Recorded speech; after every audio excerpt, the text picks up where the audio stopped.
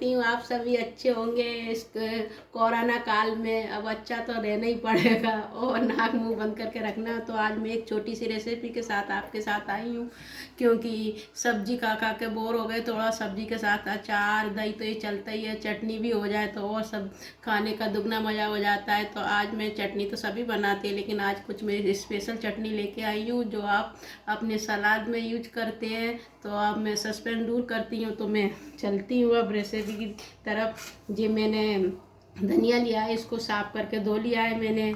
और एक नींबू लिया है, छोटा सा अदरक का टुकड़ा लिया है, इसको भी छोटे छोटे पीस कर लिए हैं, क्योंकि अभी मैं गर्मी है तो थोड़ा कम ही लिया है। सर्दियों में ज़्यादा चल जाता है अदरक, क्योंकि गर्म करता है। ये मिर्ची लिए 3 मैंने हरी मिर्ची, इसको भी छोटा छोटा काट लिया। ये पुदीना लिया है मैंने, इसको भी साफ करके धो के एकदम अच्छे से रख लिया है मैंने, है ना। और जी खीरा है मेरा, जो एक खीरा था जो मैंने आधा कर लिया है इसका।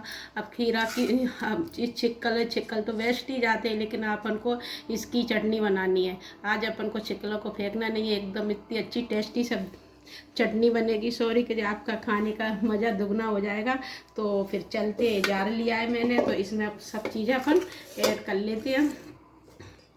इसमें डाल लेते हैं सारा सामान अपना। अदरक भी डाल लेते हैं और नींबू भी निचोड़ लेते हैं इससे नींबू से क्या खट्टापन आएगा।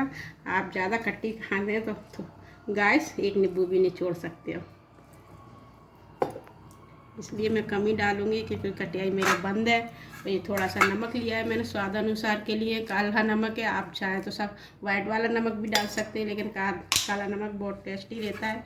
तो अपन अब इस खीरे के छिक्कल को भी ऐड कर लेते हैं, क्योंकि इसमें तो बहुत अच्छा विटामिन रहता है, कैल्शियम रहता है सभी। क्योंकि खीरा फेंक देते हैं, एक बार आप बना के ज़रूर देखना दोस्तों, बनाने में क्या हर्ज है, फेंकने से तो अच्छा ही है कि देख कैसी रेसिपी बनती है।